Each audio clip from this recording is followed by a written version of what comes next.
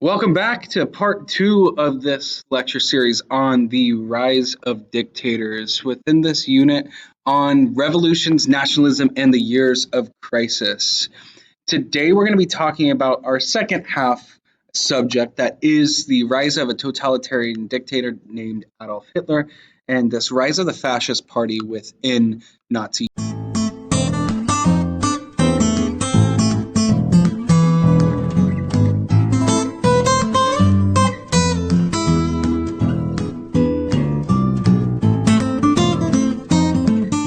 In historical context, we're talking about the Weimar Republic that was created and established in 1919, just shortly after the end of the First World War. This was Germany's new democratic government that was established to try to prevent any further type of acts of aggression in the future.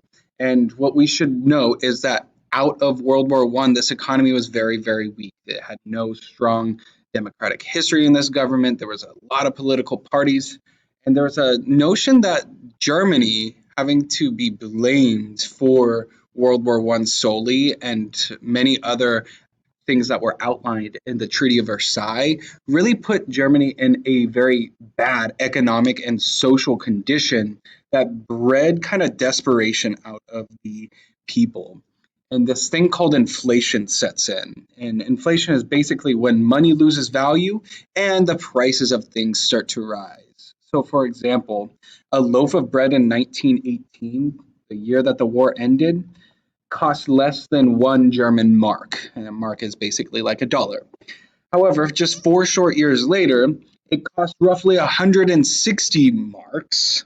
And at this time, 48 marks represented the US dollar, whereas in 1918, a German mark roughly symbolized the same kind of value as the US dollar.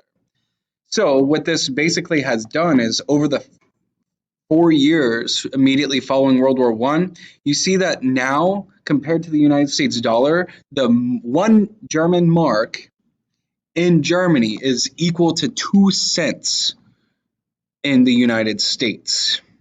And things got worse from there. In 1923, $200 billion marks were kind of printed off the money press as a way to kind of keep up with this demand for these high prices of goods, but also to try to keep people in their purchasing power of goods the same. But what this did is, what Germany did anyways, is to try to kind of keep up with this demand. They started printing off so much money that it started to devalue their money even more, and ultimately leading to this time period in 1923 where the money was virtually invaluable.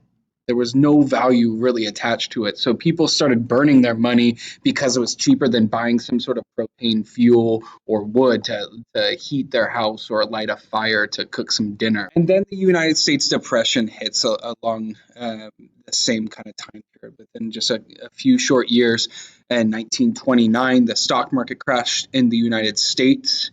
And any type of connection that Germany had with the United States economically just further put them in a downward spiral where millions were unemployed in the United States. And we start to see similar trends throughout the rest of Europe as well. Factories started to shut down, banks started to panic, and demanded payment from overseas loans like Germany, who obviously now could not pay their debts back. So what we see is that through this stock market crash, the United States affected the rest of the world in terms of Britain, who was weakened from the Depression, but managed to hang on because they had a lot of industrial power, a lot of industrial might, but we started to see a lot of worker strikes set in.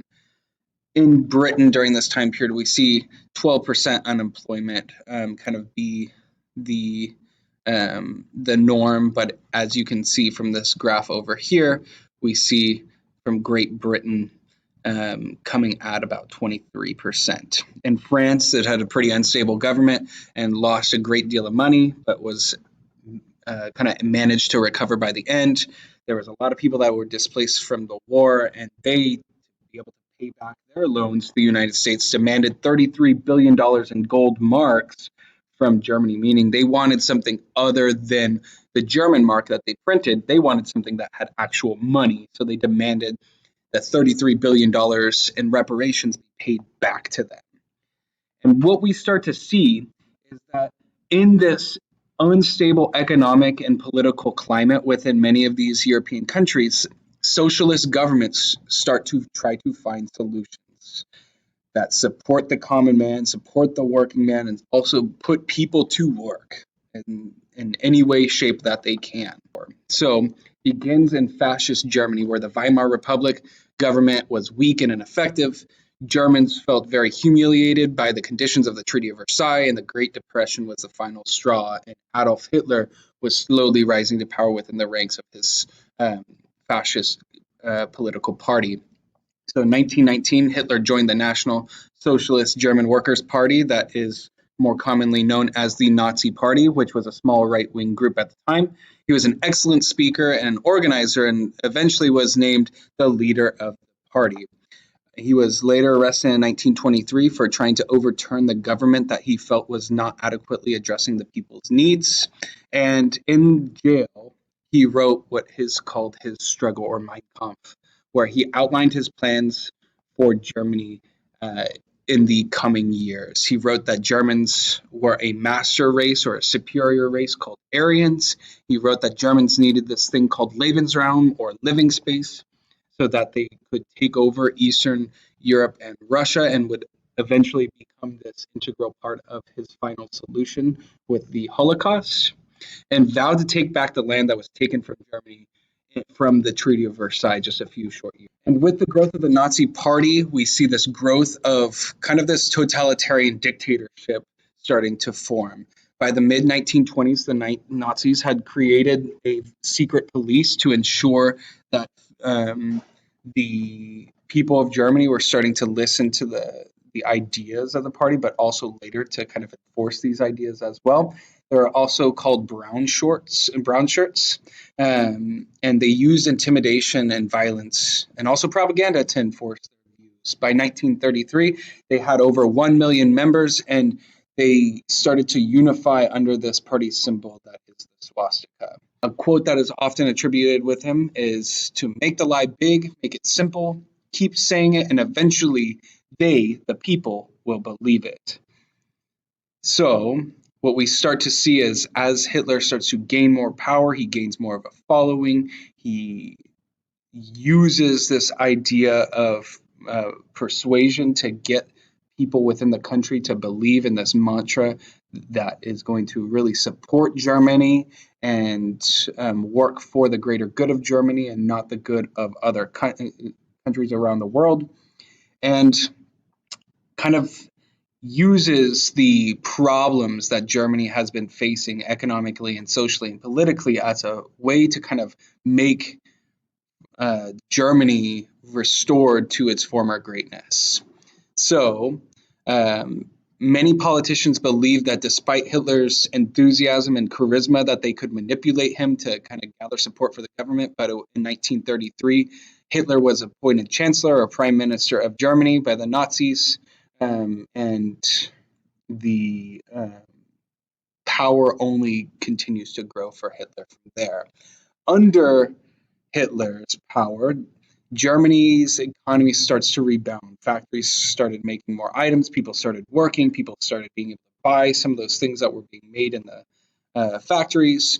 Highways and infrastructure starts to expand, and so did the military, which was a clear violation of the Treaty of Versailles as well. But also did the secret police that was called the Gestapo and the SS, which was a secret police that was established in order to keep order within the country.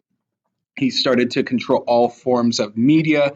He burned or rewrote books for the country, and used censorship and propaganda to really get his plans and ideas through to the people. And soon Hitler would target the Jewish population with his anti-Semitic rhetoric, and ultimately would become a key part of Hitler's message. Even though the Jewish population is less than 1% in Germany, he found that through kind of identifying the Jewish population in Germany as a clear, distinct other, that he could basically create a scapegoat for all of Germany's problems by saying it was the Jewish population's fault that the economy was bad.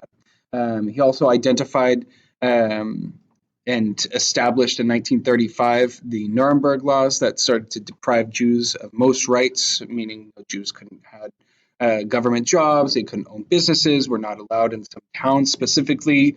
Many Jewish homes and businesses were destroyed. Some were even stripped of citizenship, and even going as far as banning or outlawing mixed, what he would call race marriages. So what we see is that this targeting of the Jewish population would start to increase with the Kristallnacht, that is the Night of Broken Glass, where it was a state-sponsored event where the Nazi government was directing people to go and raid and pillage and destroy Jewish businesses and homes, and ultimately even started to destroy Jewish-owned and run synagogues or churches. And this kind of enacted the beginning of the final solution. That's where we're going to end it for now. And we're going to pick it back up when we get to the Holocaust, specifically during World War II,